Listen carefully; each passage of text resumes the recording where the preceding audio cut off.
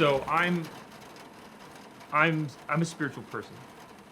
I'm deeply fascinated by the paranormal. I grew up watching TV shows, reading stories, all the documentaries. Um, but I'm also like the biggest skeptic. So if someone told me the story I'm going to tell you, I'd be like, "Oh wow, that's really cool. I'm sure it's really just this or this happened," right? So my instinct is always to debunk something. I'm fascinated by it. I want it to be real, but most cases I'm like, it's probably not until it happens to you. And I've had a couple of like little experiences I would consider paranormal, but even in my head, I'm thinking, nah, it's probably like nothing. This was something. It happened. It was very visceral, and I've just kind of kept this story in my pocket. I keep thinking about it every time people talk about scary stories. Most recently, we went camping, and the kids were asking for a scary story. I said, "Well, I can tell you a real one," and I kind of freaked my daughter out. She's like, no more real stories. Give me a fake one." I said, but so when I saw your posting asking for scary stories, I'm like, okay, this is a chance to tell a story. It's something crazy, but it was crazy for me. So that's why I'm here. This happened years ago at my parents' house. While I was still living there, I was already engaged to be married. It was just I was still in university, and I'll be moving out soon. But so I was in the basement on the computer. This was the middle of the day. Okay, so it's a bright sunny day. The basement is finished, brightly lit, lights pouring through windows. So there's nothing dark. There's nothing scary in the basement. It's a very brightly lit basement. I was on the computer. My brother was in an adjacent room playing video games, and my parents were upstairs down a hall in their bedroom watching TV, laughing, talking. And I was just working away on the computer, and I had to go use the bathroom. To get to the bathroom, I had to cross in front of the basement stairs to get to it. Went to use the bathroom. As I was washing up and checking myself in the mirror, I could hear someone coming down the basement steps on the other side of the wall. Now, these basement steps are old. They're very crickety and rickety and wooden. So you can't mistake someone coming down the stairs. You can't even stealth your way down the stairs. So I heard someone coming down the stairs very slowly, and I immediately thought it was my mom. My mom's always up and down the stairs, getting something from the pantry or going to the laundry room, whatever. So whatever, it didn't matter. Washing up, dry my hands, turn off the light, come out, and I had to cross in front of the stairs again to get to the computer, expecting full on to see my mom halfway down the stairs at this point. So I wasn't even going to acknowledge. I was just going to cross over and go on with my day. Except she wasn't on the stairs. At the corner of my eye, I saw something else.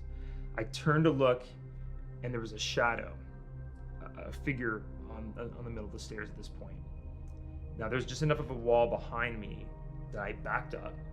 I watched whatever this was, and it was transparent. I could see through it, through to the stairs, but it was a shadow of a figure. It came down the stairs to the floor in front of me, and there was about this much room in front of me, about 2 feet. I was pressed up against the wall. By the time it got down to the floor, it was about up to my chest. It was probably about 4 feet high. I watched it walk by me through some darkness and down a hall into the laundry room. Now, the laundry room was lit. I could see clearly into the laundry room. I watched the shadow go into it and dematerialize. I stood there for a few seconds wondering, what did I just see? Like, I heard the stairs, thought it was my mom. It wasn't my mom. I see the shadow pass by me. So I kind of just digested that. The first thing was like, I gotta go see what's in this laundry room. I wanted to see something, and both did not want to see something, but I went to the laundry room. Sure enough, nothing was there. So I thought, what did I just see? Like, it made no sense. So my first instinct was, I have to debunk this. Like, there's no way I saw anything. So the first thing I did is I went back to the stairs. I walked up the stairs to see if I could still hear my mom and dad. And sure enough, they were still down the hall in their bedroom, so they hadn't moved.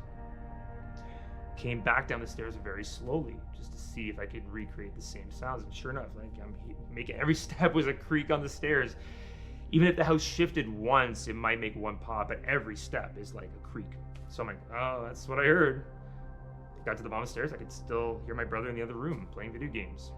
This was all in the span of like 30 seconds. Like, this was all really quick. Got to the bottom of the stairs, and the stairs was brightly lit. At the top of the stairs is the door to get to the driveway.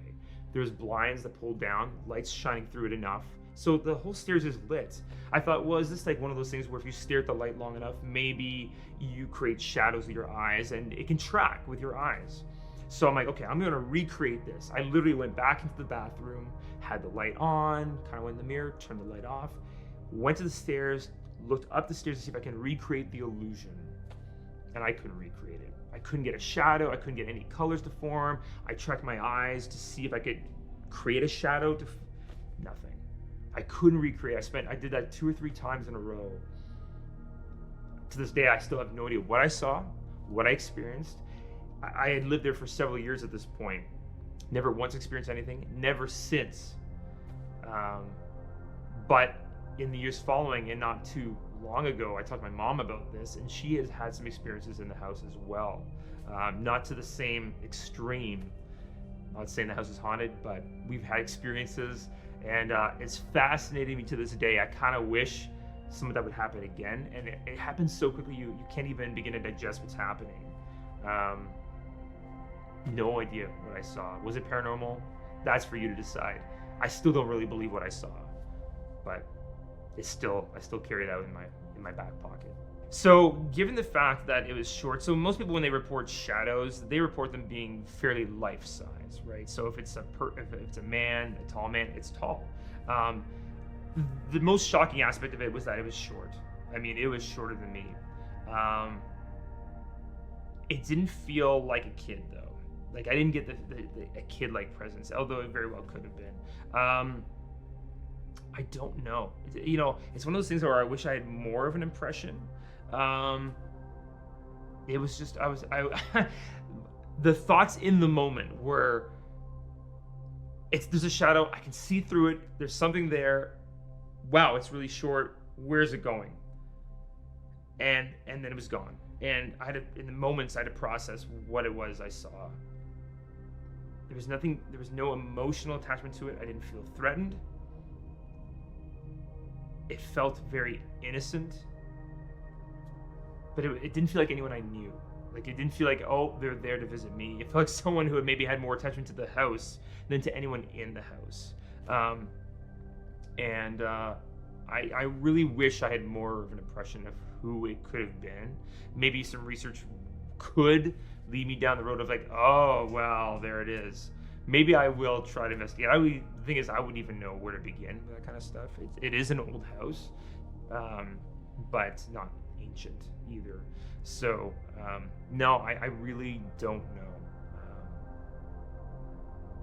I'll do a follow-up if I find out anything. I'll do a follow-up. But no, I don't know. It was just surprisingly short. So I'm led to think that it's either a really short woman or a child, a youth. But it was a very shocking experience for me, but ultimately very pleasant. Like there was nothing malevolent about it at all. It was just like, well, that happened. And I debunked it as much as I can, but I simply can't explain. I can't explain what I experienced. I think if I had experienced a lot more in the house, I would have like, okay, let's dig into this. Did something happen in the house? Did someone live here before that passed away? Like as most would. I think it's because it's just the one time, and it's almost so unbelievable that as much as it happened, I'm also easily dismissive of it as well. My mom has had some experiences in the house that seem to give her the impression that someone in the house could be my grandfather. I don't think it has anything to do with what I experienced. It was a very short entity.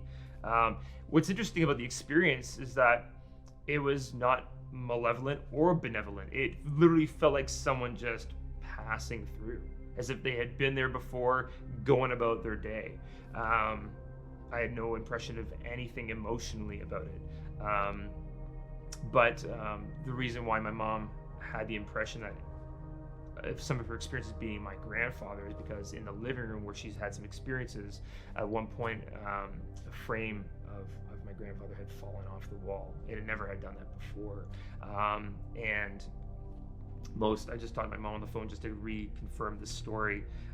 One time she was in the same living room, and she was doing her makeup, and She had gone back to the bedroom to put her stuff away, came back to the same spot, and there were 3 $2 bills, the old $2 bills we used to have, on the floor, just lined up. And those bills were in her bedroom, buried in her nightstand. There was no reason for that to be out, all within the span of seconds, maybe minutes. And so she had a few experiences like that. She just told me about one time in the basement, in the pantry, a lunchbox that was tucked away on the top shelf, like behind stuff. They came home one day and they found it on the floor. So like little things like that. But no, nothing that got me thinking I need to investigate that. I've never gone that far. I've never done paranormal research. I wouldn't even really know where to begin. And I feel like for a lot of people, it's kind of a rabbit hole. You'll find something if you dig long enough, kind of thing. But no, I've never done anything like that. I think that's what also fascinates me about the story, because you might hear a story like this where someone says, "Oh, it's a very dark figure. They were tall. They were looming. I felt scared," or "I knew the house was haunted and I had this experience." This was so out of the blue for me. I also don't easily get scared. Had the basement been dark, it wouldn't have mattered. I think what fascinates me the most is that this was the middle of the day. It was a shadow I could clearly see, not being cast by anything specifically. The fact that I had zero impression of what it was, the fact that it was shorter than me also really surprised me. The fact that I didn't feel anything, the fact that it didn't get to the bottom of the stairs and stop in front of me and just literally kept going. I had to follow it. I was like, wait, where is it going? Oh, it's going over there. You hear stories of hauntings where spirits will just go about their day in the house. It could have easily just been that, like someone just coming down the stairs, going to the laundry room to take care of business. That's what fascinates me. Or it's someone who was just literally visiting the space. Maybe it's a house they know. Yeah, I've never experienced anything like this before. And I think it was just so visceral. It wasn't like, oh, I saw something at the corner of my eye. What was that? I heard a sound. This was like, I saw this thing I can't explain. It was big on the stairs. I could see through it. It was a rough shape of a person. Fascinating. And as someone who wants to believe in the paranormal, I love that I have this experience, but I wish I experienced more than just that. Conversely, my wife, who is sensitive to these things, she's had so many horrific experiences that she wishes she could just turn that part of her brain off. So I'm kind of jealous of her experiences. When I told her mine, I guess one thing is fascinating is that leading up to this, my then fiance would come visit, we'd hang out in the house, and she would be creeped out by the basement. If we all went upstairs, she couldn't be by herself in the basement. I'm like, why are you creeped out? This is like a perfectly reasonable basement. There's nothing remotely creepy about it. She's like, no, I don't like being down here. I feel weird. And then this happened. I kind of laughed. It was like, there's no way. And she's like, I told you there was something weird in your house. I thought, like, that's the only thing I've experienced. How could you possibly have felt anything? So make of what you will of that. If I could recreate the experience or have it happen again, I would hopefully not go into the fight or flight mode of sitting there just having it happen. I'd be like, okay, I would try to talk, see if I get to respond in some way. I was kind of frozen from the experience. I've been in places where you do the thing, like, is anyone here? And I've heard things hammering on walls. And even that I kind of dismiss, even though I feels reactive. If it happened enough times, I would want to document it. You asked me, would I do more research? Yeah, I think I would do some research. Maybe now you're asking me the question, maybe I still might do the research and just see if there's any inclination. But for me to say this happened, I would need more than just the one time. Because it seems so like this one thing happened randomly. I tried my best to debunk it. I've told you everything I did to try to do that. Anyone listening be like, well, it's probably still this, and I would probably agree. Like there's probably reasons for what happened to have happened logically. So yeah, I'm still dismissive of it, but it happened. It wasn't a dream. I will say after having had this experience, I'm not that I'm like, well, I'll believe anything. When someone tells me a story, I say that's fascinating. In the back of my brain, all I can think of is, well, I know that you experienced that and you believe what happened.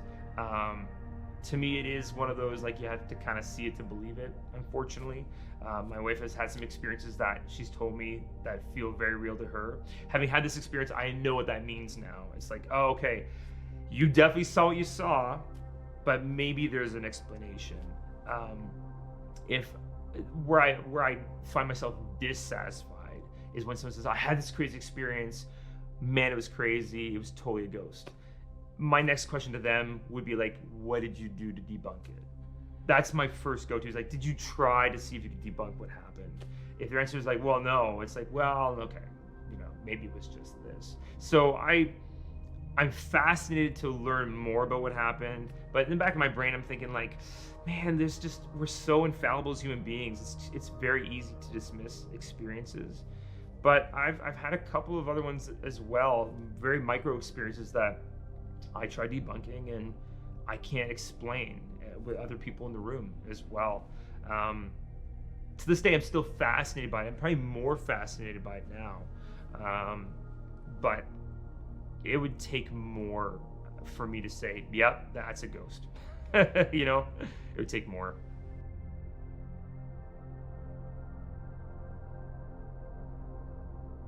Okay. When you said you were starting up your video documentary series, and we were sitting at this table, and you said, you got any weird stories? So I told you the one about when I was a young fella just living over here a couple of blocks away, and I had a unique experience. So I guess I sort of laid it out to you as to what it was. When I was 17 years old, I had a grandmother live with us from the time I was 10, and she died when I was 15 and a half. Her name was Elizabeth Josephine Murphy, and if you can't guess, she was born in Dublin, Ireland. So I was raised with the help of a woman that believed in leprechauns. And she did too, along with ghosts and everything else. But as she got older, she got heavier. She was, I think when she passed away, she had lost one leg to gangrene because of her diabetes. That didn't stop her from eating candies morning, noon, and night or anything else. So she had her leg cut off. Well, my dad and mom took her in. We lived just over here a couple of blocks, and she said, we can't live in this 3-bedroom house. There's Kendall and Elizabeth and you and Ken and me, that's 5 people in a 3-bedroom house. It won't work. So my dad talked to Frank Voisin, and Frank said, you can design any house you want, Ken. He used to be a draftsman. So my dad designed a 4-bedroom bungalow over on Greystone. And so my grandmother came to live with us. She gave my parents 25% of the payment of the house, down payment. And she stayed there from 1960 to 1968 when she passed away. And we had our codes.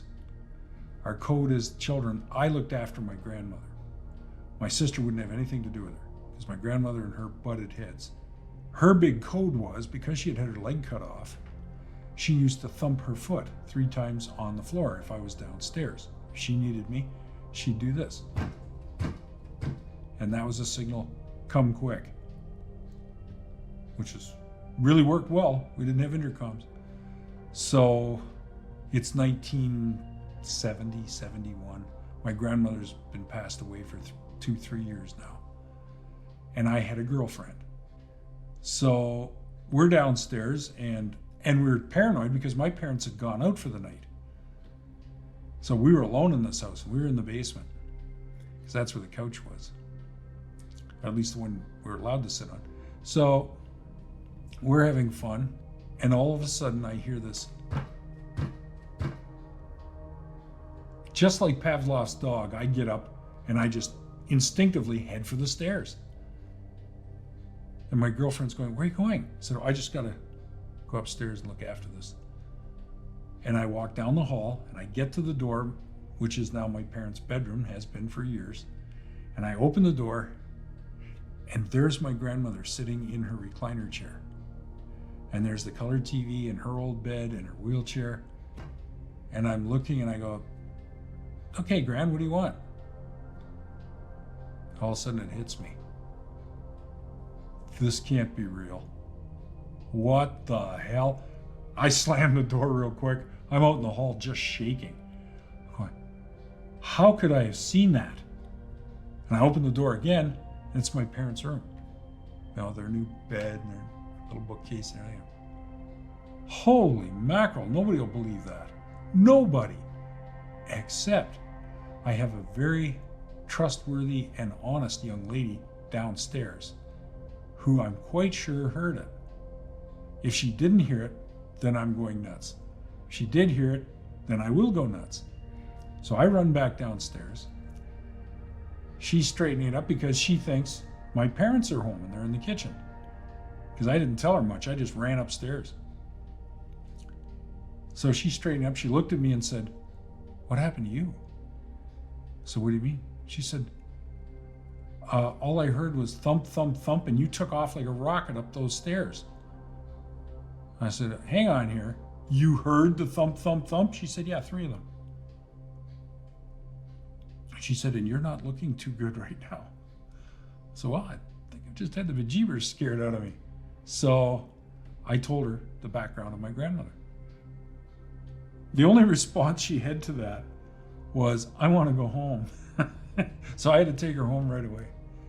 And she didn't actually come back to that house until the night we broke up.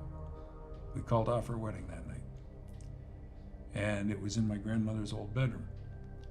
And she said, something creepy about this place. And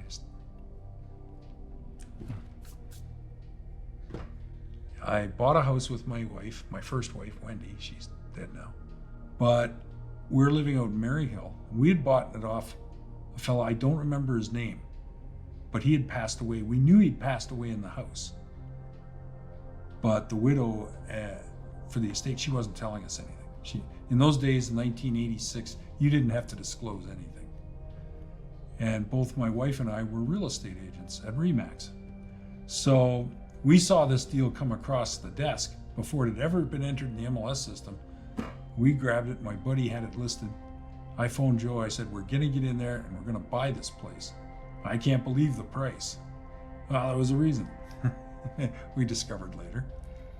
So we get in there, we take a look around. This is a 1,200 square foot all brick and angel stone bungalow in Maryhill on a 1 acre lot. I mean, it doesn't get any better than this. House is only 10 years old. What could be wrong with it? Well, we're in there about 4 months, and my daughter learns to walk in that house. And my wife gets gallbladder really badly. So I take her up to St. Mary's. They say, we've got to operate right now. Oh, okay.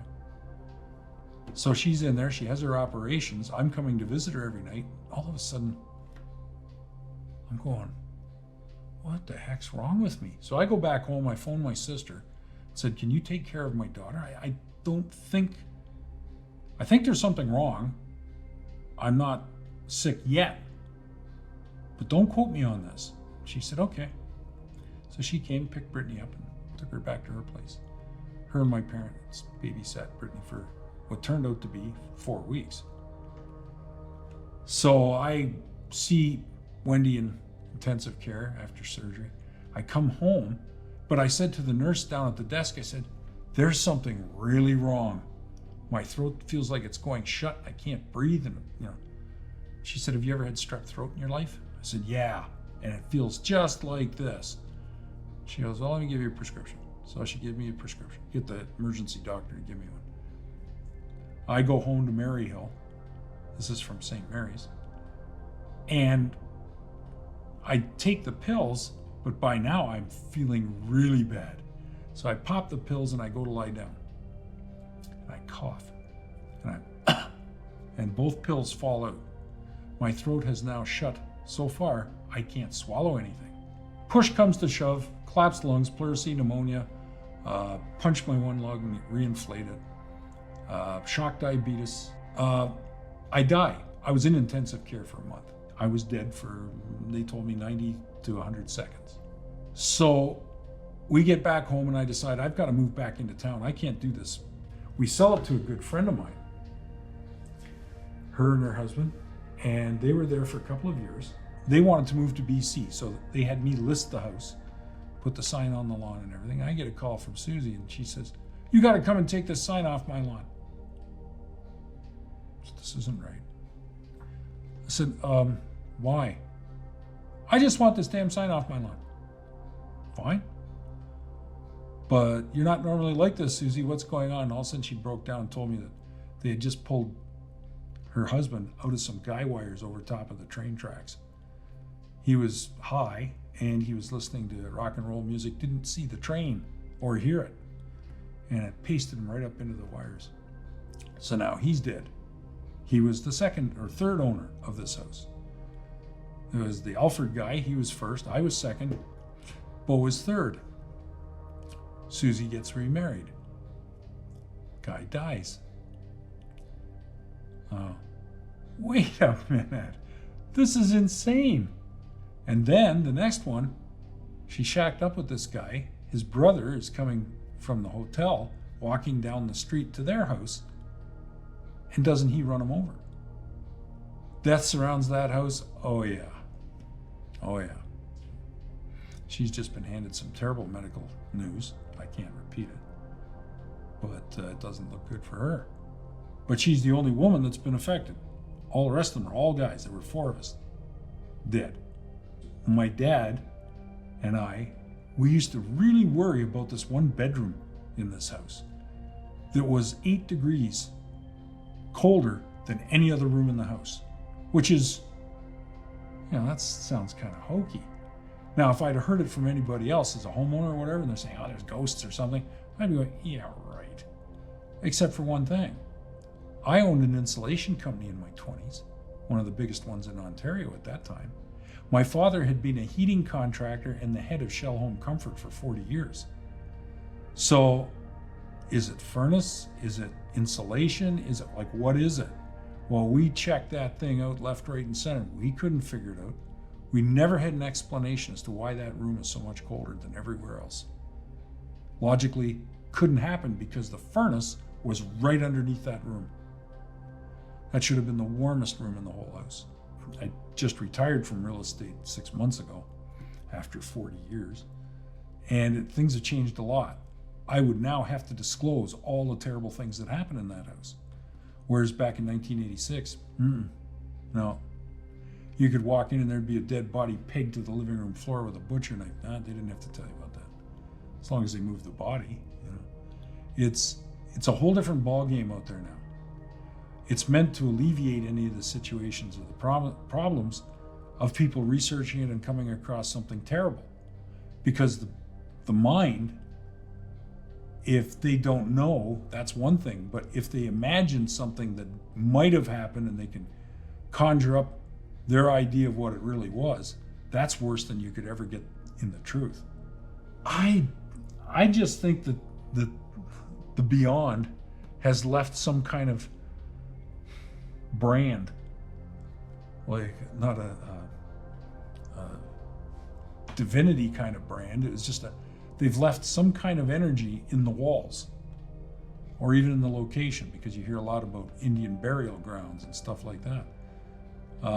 I just think that maybe it's a different dimension. I have no idea. I've never given that much thought, but I get the feeling that there was so much energy released at the moment of stress that it actually embedded itself somewhere, whether it's in the walls, the studs, the drywall, the flooring, or just in the land itself. But we hear these stories all the time, all over the world. Real estate agents can tell you a lot of weird stories. So I had a number of occurrences happen in a house that my parents owned. They still actually own this house, but they rent it out now. And so this is a very old, Victorian era home, very early 1900s the house was built. And I didn't really ever live in the house. My parents bought it and moved into it when I was away in college. So they moved all my things there, set up my room. And then when I came home, I think the first time I came home, so it would have been Christmas break. And so I spent 3 weeks at the house. and I had numerous things happen when I was home for break. I think, so actually a good friend of mine drove me home from school, and she stayed the night because we were going to hang out for a couple of days. And so I let her stay in my bedroom. And she was also very sensitive to energy and spirit. And she actually was hesitant to even walk inside the house, because as we were walking by, she was just kind of looking up at the house and was like, I'm already like feeling things. So she was nervous. So I was like, you just stay in my room. I'll stay on the couch in the living room. And she told me the next day that she could hardly sleep all night. She was really, just felt all kinds of things, and it was very uncomfortable. But that same night that I slept on the couch is when one of the big things happened. So it was a really long living room, and there was a double set of French doors. So one set to the kitchen that was always open, and another set that was right by the front door. And they kept that set closed, and we had a couch pushed up against those doors. So that's where I was sleeping. And I wasn't asleep yet, I was just lying there on the couch, and I just, all of a sudden, just felt a presence.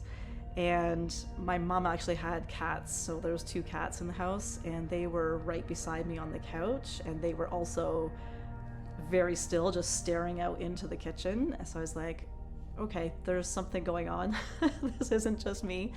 And so it felt like something came up from the basement, and then I could see it was like a shadowy figure, I guess. I couldn't make out anything too descript, except that it seemed like I felt that it was a male figure that was wearing a brimmed hat. And he was pacing up and down between the kitchen and the front door, walking back and forth in that hallway. And so I'm laying there on the couch, blanket pulled right up, like really trying to just sink into the couch.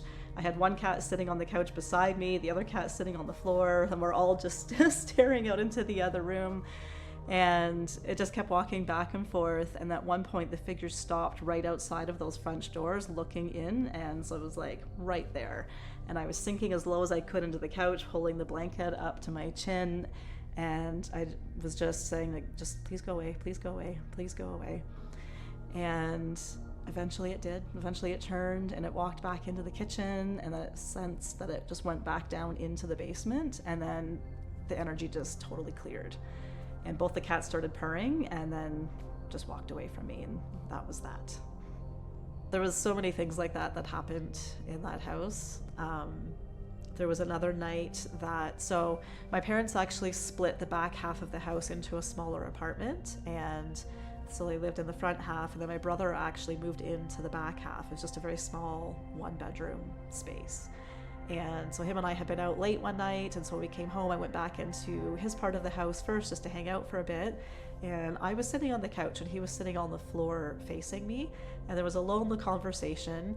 And I all of a sudden felt something touching the side of my head, and it was just this tingly kind of numb feeling. I remember I just kind of froze in place like this, and I felt it slide all down the side of my body until it got to about my hip, and then it just floated away. And as it was happening, my brother was looking at me and he's like, "There's something touching you." I was like, "Yeah, I know, I can feel it." Those other ones were very uncomfortable, but I think the most creepiest thing, again, I was out late one night and I came home. I went up to go to my room, and the light switch was, you had to like walk into the room, and the light switch was on the far wall. And so as soon as I stepped through the threshold of the door, it felt like I was walking through like a really thick like fog, like it was visceral. And I was just like, oh, like I don't know what that is. It's like I walked in and I flicked the light on. I kid you not, I saw like the room was full of just darkness is all I can say, and I literally saw it like go up the walls into the ceiling into like a point in the middle of the ceiling and just disappear. So needless to say, I kept my light on for quite some time and like laid in bed again just feeling terrified. There was numerous things that happened up there. Like I felt like a pressure one night just like holding me to the bed that was there for a while. I saw things floating around outside the window. I felt things in the wall behind me. Again, there was a couple of occasions where my mom's cat would sit on the bed with me, like just stock still, staring. Until again, like I would just feel that the energy would shift and clear, and he would start purring and then would just leave the room. I actually mentioned to my sister-in-law that I was going to be doing this, and she lived in the house for a while with my brother. And she said that she would always hear doors slamming upstairs when no one was home. One time, like something moved across the stove when she was trying to cook some food, so she was like, okay, I'm out of here. She had to leave the house.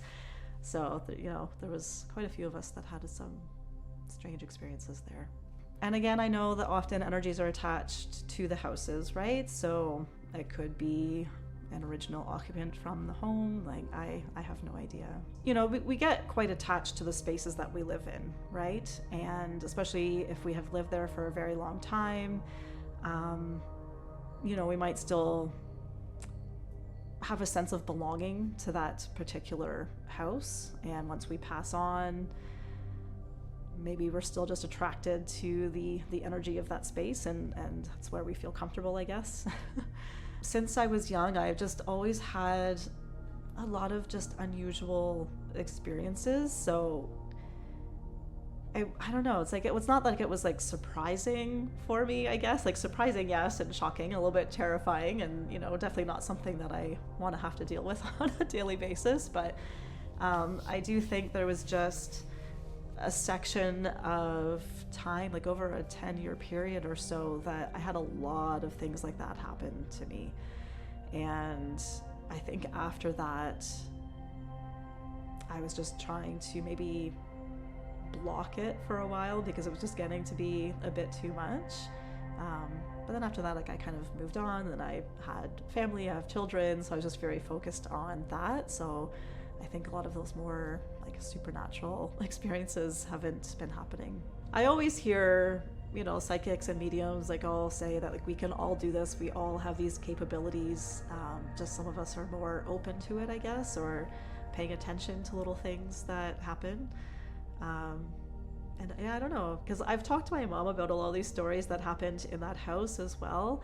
And like, she actually lived there for quite some time, and she never felt anything. She never had any weird experiences, didn't notice anything. So I don't know if she's just completely shut off. Like, she said too, maybe she doesn't necessarily like believe in those things. So, maybe that kind of plays into it as well. My wife believes there's a little girl that frequents our house, our townhouse. And it seems to happen around Christmas time, where our house is decorated to the nines. It's very happy and colorful.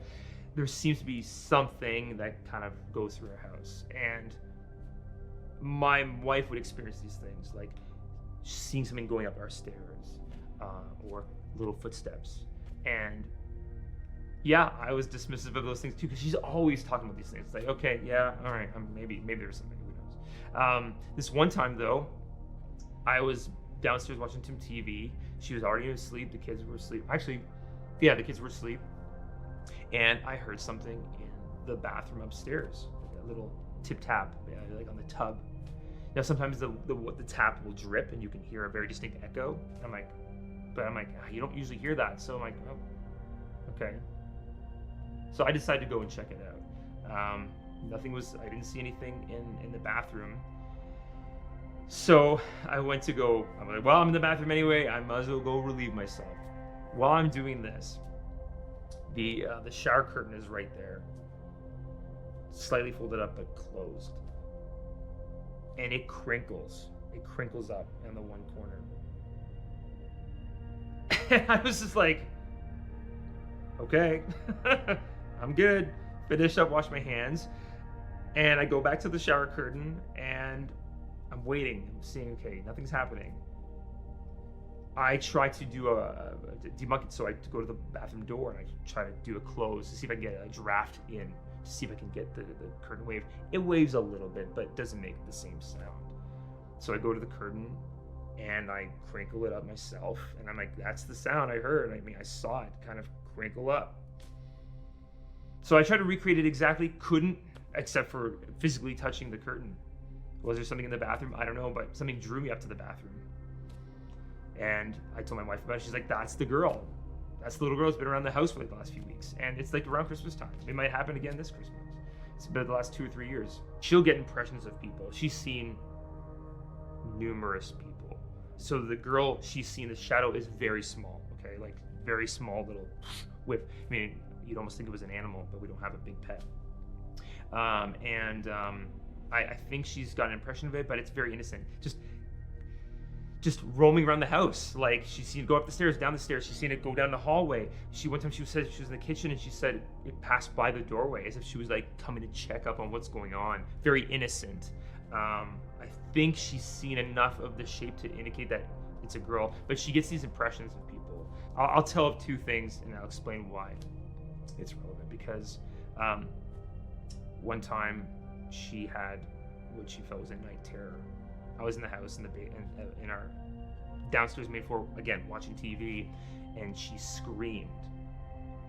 So I ran up the stairs, and she said there was someone in the room with her staring at her. And I said, who? He was a man, like so high. And you know, she said, I know it's dark, but I got an impression of who it was. I could see he had short hair. You know, like so when some people are sensitive to paranormal stuff, they'll see the person without seeing the person. It's almost like an impression they get. So this little girl, I think she got an impression that it was a little girl. In this case, she got an impression of this male, and she even had a name for this guy. I can't remember his first name at this point, but I think his last name was Campbell. Anyway, she had the name. Like she actually got a name from this person who was there. She didn't feel threatened, but she felt creeped out. Like, why are you staring at me? Why are you even here? So we did some research. In this case, we just quick Google the name and see if there was anything accidents, and it turned out that a gentleman by the exact same name, and she saw a picture of his obituary. She's like, oh my God, that's the guy. And he had gotten in a car crash and died on the 401 a few weeks before. She's like, I think this guy just is wandering around because does he know he's dead? Like, she gets people, because she's sensitive, she feels like people will get attracted to who she is, looking for some kind of connection. And so he might have just been there trying to see if someone could recognize him. And when she was pre-COVID, when she actually went to the office, she would have an hour lunch and she would sneak to her car in the parking lot to take a nap. And she'd just be so tired all the time. And one time she was taking a nap in her car and she was woken up by a knock on the glass right beside her, and it was a person staring at the car. And I guess the person said to her, like, can you see me? And she's like, I can see you. And this gentleman just disappeared. As it turned out, someone had died at Laurier across the way. There was a fire, and a student had died. I can't remember what happened there. Either they died in the fire or they jumped. I can't remember what happened. That this happened like the same day. And so she believes that it was the same person or one of those people who died. It just happened and came to find her, trying to get some validation of what had happened. Yeah, as a person who is a skeptic, I'm like, look, I don't know. I wasn't there with you. I didn't see this person. Is it coincidence? Like that's the things I go to. But I can't dismiss that she saw a person come up to the glass and asking, can you see me? And the coincidence of having had someone die just right there. So make of that as you will. So this is the kind of person she is, this kind of experiences she has. So she had this experience of this little girl in the house. And it's happened for a couple of years. We had these little experiences. I just happen to have this one in the bathroom. And she's like, yeah, she just without a beat. She's like, yeah, that's the girl. I'm like, okay, all right. I guess there's a little girl in our house, but it's only around Christmas time. I don't know. We live in a masonette, so it's a hallway connected to a bunch of townhouses, right? So we have these shared spaces. So if I was to even begin to try to find out who this girl was, I don't even know where to begin because there's so many houses. How would I even begin to find out how many owners lived in that house before we were there? Who knows, right? But she's convinced that it's a little girl and that we'll probably see her around every Christmas time. So anyway, that's some of that stuff. I love paranormal stuff. But I was kind of like, I'm like, oh, it's like, oh gosh, is this real? Is it not? I don't know. You know, as someone who's spiritual and religious, is like, does it make any sense that there's spirits roaming around? Like, I don't know. But I'm also fascinated by what we don't know, and there's just so much we don't know about reality. As a Christian, it's not unheard of to have paranormal encounters, but most people who are super religious and maybe Christian specifically will say, well, that's impossible, right? Because when you die, you go somewhere very specifically. You can't be roaming around. But scriptures are full of paranormal like activities, and I don't know, like people experience stuff. Anyone who's spiritual, you know, our indigenous peoples, you know, believe we commune with spirits. I mean, it's part of their being. So is it unusual for us to experience these kinds of things? I don't know, but we're also very infallible. You know, we have dreams, we have night terrors and stuff. There's a lot of reasons for us to see things, hear things that may not exist. And so it takes experiences, usually shared experiences, for someone to say, oh, there might be something here. My daughter, who's 9 now, when she was really little, even a baby, she seemed to see things in the house. So my wife would hold her and coddle her in a rocking chair, and she would just like look into a corner of the room and see things. And when she was a little older, she said, I think I saw someone. And my wife told me about it. She's like, should we tell her that we see things? I'm like, let's not scare the kids. Like, let's not say, by the way, there's ghosts in the house. That doesn't seem like the right thing to do, but she seems to be aware of things in the house. My daughter also does sleepwalk occasionally. I guess one time my wife came downstairs and she found our daughter by our sliding patio door talking to someone on the other side who was not there. And it sounded like she was talking to another kid and possibly trying to invite them in. And this was while she was sleepwalking.